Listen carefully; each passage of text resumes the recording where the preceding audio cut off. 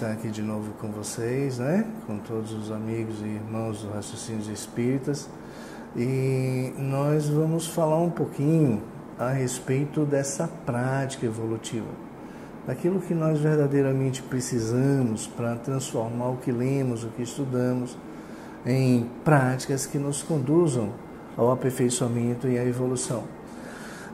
Kardec, ele nos lembra muito que virtude é o mais alto grau do conjunto de todas as qualidades essenciais que constituem o homem de bem.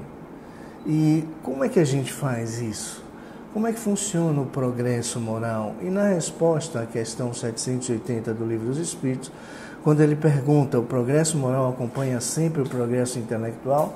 E os Espíritos do Alto nos respondem que não, e decorre do avanço intelectual, mas não concomitantemente. Então, entre esse avanço intelectual, que é fruto das nossas insistentes leituras e estudos, existe uma prática necessária, né?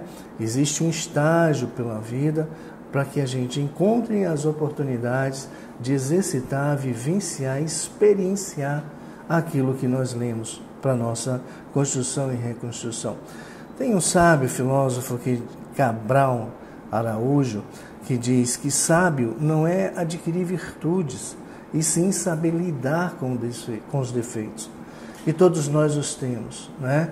Já diz Joana de Ângeles que quando lamentamos por esses defeitos, ou quando não temos a coragem de reconhecê-los em nós mesmos e enfrentá-los, nós patinamos no sofrimento.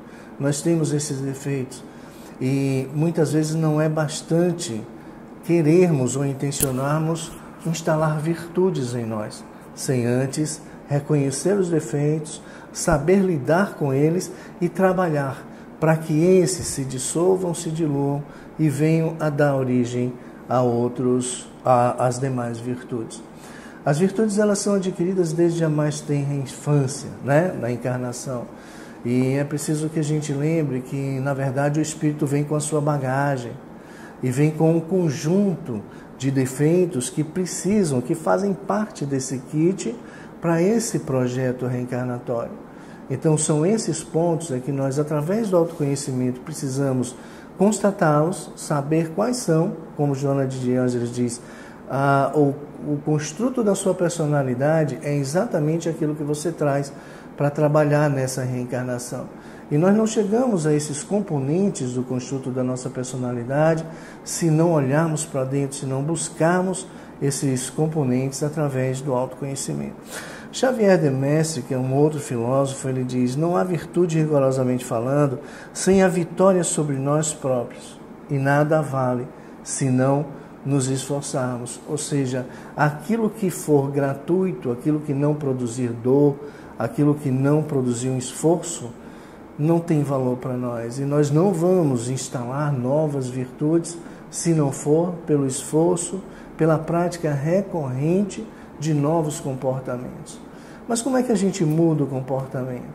Como é que a gente muda esse comportamento apenas com a leitura?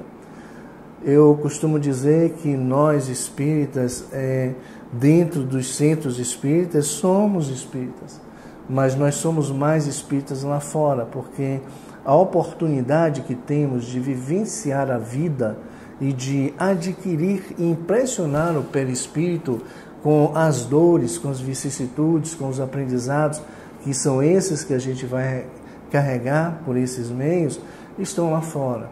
Nós não podemos, vejam bem, se tivéssemos que encarnar somente para estudar, para ler a codificação, para aprender intelectualmente, nós poderíamos ter ficado nas colônias educativas.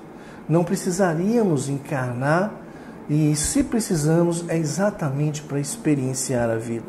Aristóteles também já dizia que a virtude é uma consequência do hábito. Nós nos tornamos aquilo que fizemos recorrentemente. E para fazermos recorrentemente alguma coisa, é preciso muita paciência. E essa paciência é fruto de um alto amor, que é muito necessário no nosso caminho evolutivo. Nós não cometemos erros assim, eu me permito pensar, nós apenas vivenciamos e produzimos um resultado. Esse resultado ele é compatível e perfeitamente coerente com o nosso grau evolutivo. Nós somos os melhores que nós podemos ser hoje. Quando nós olhamos para trás e nos condenamos ou nos criticamos, muitas vezes nos julgamos e exercemos sobre nós mesmos uma pena, é uma covardia muito grande, porque hoje nós estamos um pouco mais sabidos, hoje nós estamos um pouco mais experientes, hoje nós estamos um pouco mais lidos. Então não é justo que a gente olhe para um momento evolutivo passado, precisávamos passar por ele, precisávamos cometer aqueles erros para que a gente evoluísse e cheguemos, né? E no ponto em que estamos. Jean de La Brouwer, ele também diz, às vezes custa muito mais eliminar um defeito do que adquirir uma virtude. Então, nós somos completos de defeitos e é por isso que nós estamos aqui. Não vou estimular ninguém, mas nós estamos apenas no segundo mundo da escala evolutiva. Nós temos um caminho a ser feito pela frente e a santificação não se dará ao final dessa encarnação. Né? Nós estamos aqui para mais uma fase, para o tratamento e o trabalho de mais um conjunto de defeitos que carregam o nosso espírito, mas não todos. E é preciso que a gente tenha paciência com a gente mesmo, né? Para que a gente possa, na verdade, seguir para as próximas encarnações. A gente ouve a Amélia Rodrigues trazer a história daqueles que fizeram péssimas escolhas, quando ela fala que, na verdade, Jesus retirará do orbe aqueles espíritos, né, renitentes. Nós precisamos abstrair isso como exemplo de consequência se insistirmos no erro. Mas não necessariamente a gente precisa acertar sempre, mas saber das consequências para que a gente possa persistir no esforço transformador. Essa é a fonte da nossa luz, a persistência no esforço. Nós muitas vezes não temos sucesso na aquisição de virtudes nesse momento, nessa encarnação. E o irmão Jacó, ele já nos diz, né, que para acender a nossa luz espiritual, não necessariamente precisamos ter êxito, né, nas nossas escolhas, mas nos esforçarmos e resistirmos. A resistência àquelas más tendências já é suficiente para que a nossa luz se acenda e ela gradativamente vá se identificando. A Anaís Nin, ela também diz uma coisa muito interessante, quando ela traz que a vida é um processo de tornar-se. A vida é um processo de tornar-se. Tornar-se alguém, de tornar-se melhor, de tornar-se evoluído. Mas para isso a gente precisa de alguns requisitos, né? E ela diz que a vida é um processo de tornar-se, mas também uma combinação de estados que temos que percorrer forçosamente. E isso vem muito a ver com o que Kardec nos diz, porque ele fez uma pergunta aos espíritos do alto. Pode alguém, na questão 192, pode alguém, por um proceder impecável na vida atual, transpor todos os graus de escala de aperfeiçoamento e tornar-se um espírito puro? A resposta é curta, breve e bem enfática. Não, de forma alguma, né? Não queimamos etapas. A vida é realmente um processo. E nós precisamos passar pelas reparações que tivermos que passar. Ainda que tenhamos causado a dor em alguém em vidas passadas e que tenhamos obtido perdão através do nosso arrependimento, não necessariamente nós estaremos isentos de sofrer a mesma dor que fizemos alguém sofrer. Então a vida é um processo. Mas se a gente for observar, não é só um processo de aquisição de intelecto, não é só um processo de aquisição de conhecimento.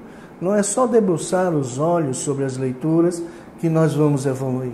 Nós precisamos tomar conhecimento, mas precisamos ir para a vida, porque a experienciação necessária está lá, não está somente nos gabinetes de leitura, né?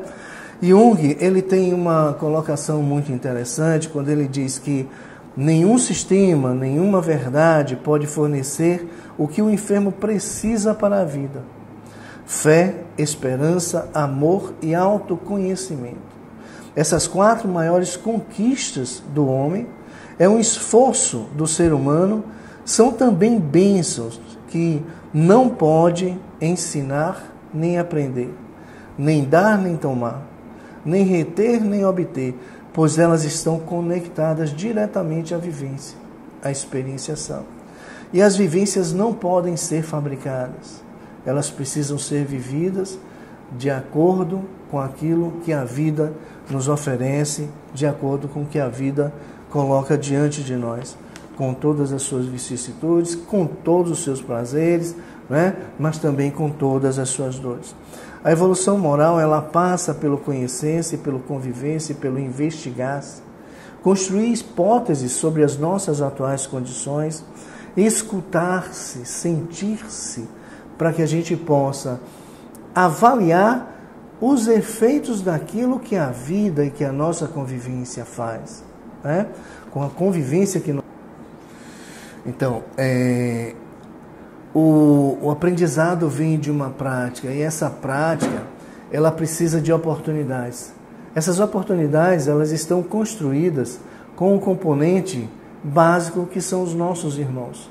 Esses irmãos passam pelas nossas vidas em diversas classificações, por familiares, dentro da família como irmãos, como pais, como maridos, como esposas, né? Mas fundamentalmente nós temos uma outra classificação de pessoas que passam pelas nossas vidas, que são os nossos amigos. Nós precisamos do outro para evoluir. E esse outro estão exatamente nesses componentes, nessas classificações de pessoas que passam por nós e cada uma tem alguma coisa a oferecer. É um filho que nos irrita, é um filho sobre o qual nós projetamos as nossas ideias, né? E que se rebela porque não aceita, ou aceita pacificamente, a gente aprende a conviver com isso, né? É um relacionamento conjugal dificultado, com alguns dramas, com alguns percalços, com desentendimentos, e os próprios espíritos falam que a dor de vivenciar, de viver essas experiências, ainda que sacrificantes, ainda que desgastantes, ainda que angustiantes, é infinitamente menor do que a dor da separação. E a gente vê muitas amizades se desfazendo, nós vemos muitas relações se desfazendo. Hoje, para se dissolver um casamento, basta atravessar uma rua, porque os cartórios estão em todos os bairros, né? Mas os espíritos verdadeiramente nos alertam que, na verdade, as uniões, elas têm a propriedade de nos permitir os vínculos. E são os vínculos necessariamente que modelam a nossa personalidade e que vai modelando o homem de bem. Na medida em que nos relacionamos com as pessoas, nós temos a oportunidade de projetar as nossas expectativas, as nossas carências, a nossa imaturidade. Enquanto nós estivermos buscando um culpado fora de nós, para o que nós sentimos, para o que nós passamos, ou para a situação que nós vivemos, nós ainda estamos imaturos e precisamos tomar isso como um verdadeiro aprendizado. Olhar para isso e saber por que eu ainda procuro um culpado, se não a mim mesmo. E, na verdade, não precisamos nem tratar com esse termo culpado, né? Mas por que eu busco uma culpa lá fora? Por que eu me recuso a admitir que essa fragilidade é minha, que essa necessidade é minha e que eu ainda não estou maduro o suficiente para enfrentar a vida e para me tornar autossuficiente? Essa autossuficiência, ela não é fruto do orgulho, ela não é fruto da vaidade, mas é um reconhecimento que a divindade sábia nos deu todos os recursos necessários para a nossa própria evolução. E tudo que nós precisamos está literalmente conosco. Quando nós dizemos que nós precisamos do outro, é porque a dor, a angústia, o incômodo, a mágoa, o ressentimento, o sentimento de vingança, o ódio, eles só são startados a partir do momento em que algo de fora nos provoca. E nós temos essa necessidade de sermos provocados, inquietados, mas para olhar para dentro de nós e saber o que me incomoda, por que que isso me magoa? Por que que isso me machuca? Por que que eu me sensibilizo diante dessa situação? Por que que eu não reconheço no outro, um outro ser, um outro espírito, no seu processo evolutivo que ainda é capaz de fazer essas mazelas? Por quanto tempo eu nutro essa angústia, ou essa raiva, ou esse ódio? Nós não podemos perder a nossa capacidade de nos indignarmos com as situações da vida. A proposta não é nos tornarmos frios e insensíveis, mas nos reconhecer, nos conhecer verdadeiramente. Na medida em que eu me incomodo com alguma coisa que fere um sentimento de justiça que trago em mim, natural, ótimo que isso aconteça. Mas se eu passo 2, 3, 4 dias visitando, nutrindo e alimentando aquela angústia, aquela mágoa, aí tem alguma coisa que eu preciso me conhecer e me trabalhar a partir desses sentimentos.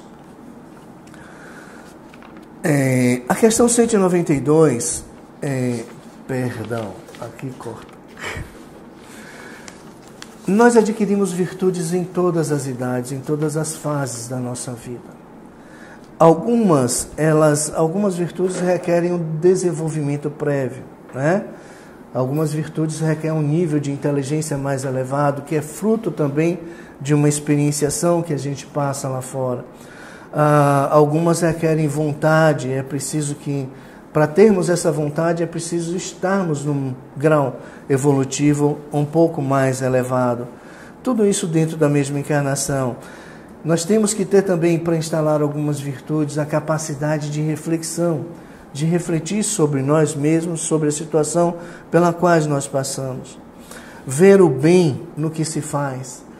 Todas as situações, tudo o que fazemos, no exercício da nossa profissão, por mais dramática que ela seja, ou por mais imperativa no exercício da justiça que ela venha a exigir de cada um de nós, nós precisamos fazer o bem, reconhecer o bem que tem dentro daquilo que nós fazemos. Isso distribui o sentido da vida. Quais são as virtudes que a gente tem que instalar em nós? Qualquer uma. Aquela que estiver mais perto do nosso momento evolutivo, aquela que a gente se aperceber, né, que precisa trabalhar. Conversava com alguém que diz, poxa, quando alguém buzina atrás de mim, instintivamente eu tenho uma reação biológica que me faz tirar o pé do acelerador. Isso tem alguma coisa a ver com o espiritismo? Isso tem alguma coisa a ver com o avanço moral? Se alguém buzina atrás de mim, ele tem alguma necessidade, ou uma necessidade de dar um socorro, ou até mesmo uma necessidade de mostrar poder, ou até mesmo uma necessidade de extravasar sua raiva por algum motivo. Mas não me cabe reagir, né, de uma forma igual e contrária. Na verdade, nós precisamos compreender isso e entender as oportunidades que nós temos, estão em todos os nossos momentos, estão em todos os segundos dos nossos dias e da nossa vida. Para trabalharmos tudo isso, precisamos do autoconhecimento. Como reajo diante das pessoas que eu não gosto? Como é que eu reajo diante das pessoas que não me são simpáticas? Como é que eu reajo diante das pessoas ou dos comportamentos de pessoas que não me são agradáveis, que me ferem, que me machucam? Nós precisamos fazer uso de todos os nossos sentidos, não é só ver o que nos acontece, não é só ouvir o que nos dizem, mas fundamentalmente entender o que nós sentimos, aonde está a causa desses sentimentos, o que ele nos fere, o que ele nos provoca, de que forma ele nos magoa, por quanto tempo ele perdura. Observar-se a partir de todos os nossos sentidos. E como resistir a essas tentações da vida? Treinar a disciplina pessoal. Somente na relação com o outro e com a vida é que podemos exercitar esse treinamento para superarmos a cada vez. Não necessariamente a cada tentativa a gente vai evoluir. Não necessariamente a cada momento nós vamos simplesmente conseguir êxito.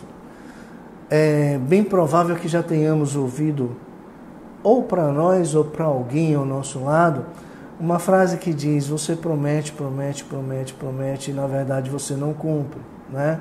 Porque nós temos a intenção de não magoarmos, de não ferirmos, de não destratarmos, de nos tornarmos pessoas melhores. Mas tem um como, e esse como, ele passa pela prática.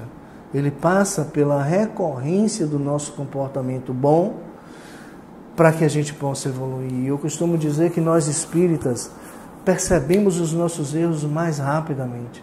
E nós pedimos desculpas mais rapidamente. Nós pedimos perdão mais rapidamente. Mas isso não significa que nós estamos transformados. Significa que nós percebemos as nossas mazelas, os nossos defeitos. Mas necessariamente é preciso do dia seguinte para a gente errar de novo. E errar de novo, e errar de novo. Para que esses erros venham nos mostrando e dando lugar a novas virtudes. O mundo está cheio de pessoas simpáticas, né? E muitas vezes a gente costuma dizer ao outro o que nós imaginamos que o outro quer ouvir, para que sejamos sempre simpáticos. E isso não ajuda na construção do outro, né?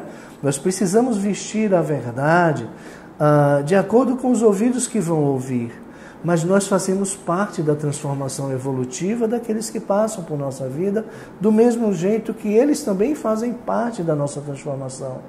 Mas eu preciso compreender o outro, saber as razões pelas quais, me colocar no lugar do outro sem carregar a sua dor, não é essa a proposta, mas saber o que diz aquele silêncio ou aquela lágrima silenciosa, para que eu possa de alguma forma ajudar. Essa ajuda também, ela requer que encontremos o momento daquele indivíduo, porque é preciso que ele esteja receptivo, senão essa atitude não ajuda muito. Mas o mundo está cheio de pessoas simpáticas e precisando e carente de pessoas empáticas, daquelas que percebam que em cada comportamento, em cada atitude e em nós também existe uma necessidade. E é essa necessidade que a gente precisa buscar. Quando nós falamos mais alto, ou quando nós exigimos, ou quando nós nos colocamos de forma imperativa, ou produzimos uma expectativa que é de um comportamento de alguém que convive com a gente, nós precisamos entender qual é a necessidade que eu estou sentindo de obter a resposta que eu desejo de um comportamento de uma outra pessoa. Não é o outro, mas sempre nós temos uma necessidade, ou uma necessidade de poder, ou uma necessidade de afeto, ou fruto de uma carência. Alguma necessidade nós temos, e é essa necessidade que precisa ser analisada para que a gente possa trabalhar não no outro, mas em cada um de nós. Para esse processo evolutivo, nós precisamos perceber a importância dos nossos vínculos. O vínculo, ele tem uma função, uma propriedade de nos ligarmos ao outro. Essa ligação, ela permite o compartilhamento dos sentidos da vida. E eu costumo dizer que nós ficamos um pouco mais sabidos, mas no mínimo diferentes, a ponto de reler alguma leitura feita antes de uma forma diferente quando conversamos com alguém, ainda que essa conversa seja sobre futilidades. Mas nós nunca seremos o mesmo quando contactamos com alguém. E esses contatos, eles dentro do seio familiar, na convivência com amigos, provocam vínculos mais estreitos, mais profundos, a ponto da gente dizer assim, eu conheço você. Esse eu conheço você, ele precisa ser colocado entre aspas, porque se nós somos diferentes a cada segundo, se a cada leitura, se a cada convivência, se a cada conversa, se a cada palestra nós nos transformamos, nós não somos o mesmo. Então essa questão de dizermos, eu te conheço, pode nos levar a um estigma, né? E a gente não perceber a transformação, a mudança pela qual o outro passou. E essa mudança, essa transformação, ela se acentua, ela fica mais efetiva, mais sólida, mais constante na medida em que criamos vínculos.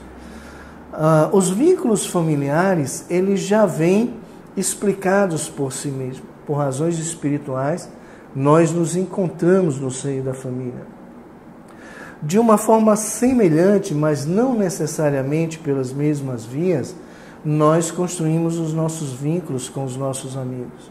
Esses talvez sejam mais necessários, mais poderosos na nossa transformação do que até mesmo os vínculos familiares.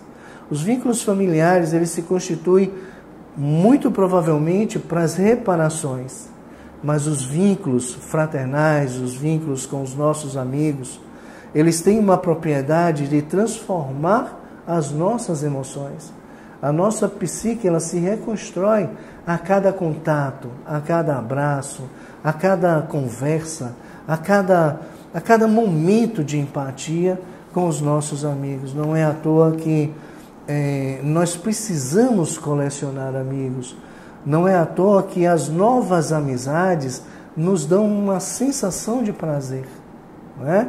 Não é à toa que nós sofremos quando um amigo parte, ou quando um amigo viaja, ou quando uma amizade se desfaz.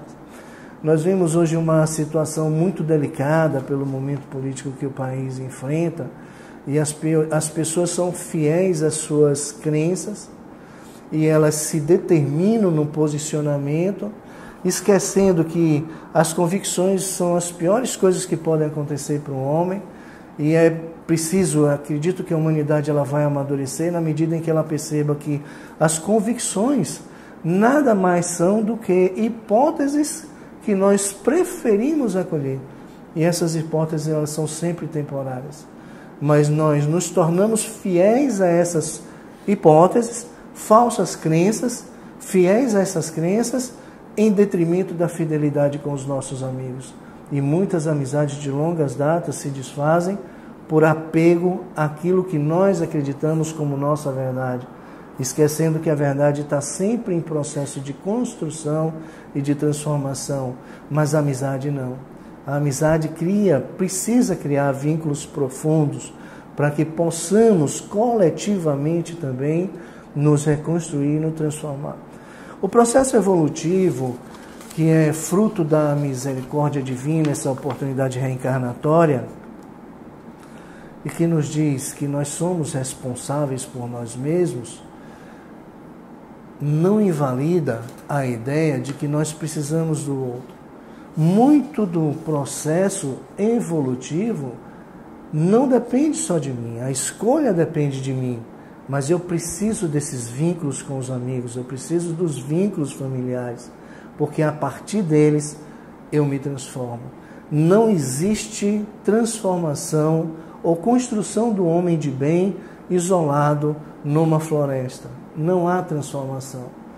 A convivência social ela é extremamente necessária para o processo evolutivo. Muitas vezes, e no mínimo, nós nos vemos através do outro. Nós nos enxergamos através do outro. Nós enxergamos os nossos defeitos convivendo com as pessoas, convivendo em sociedade. Nós somos um indivíduo, mas também pertencemos a um grupo familiar, pertencemos a um grupo social, pertencemos a um grupo profissional. Nós precisamos e temos uma necessidade instintiva de sermos aceitos, e no trabalho dessa aceitação é que nós vamos modelando as nossas diversas personas, né? Os nossos diversos papéis. E são esses exercícios de ser aceito, de nos tornarmos pessoas melhores, para que sejamos aceitos, para que venhamos a ser aceitos, é que nos ajuda nesse papel transformador. Eu espero que tenha ficado alguma semente no coração de cada um e que nos ajude, né, a nos olhar calmamente, amorosamente, para nós mesmos, para buscarmos em nós aquilo que naturalmente, sem pressa, sem neurose, né, possa vir a ser transformado. Porque Jesus diz, né, que ninguém virá ao Pai senão por mim. Muita paz.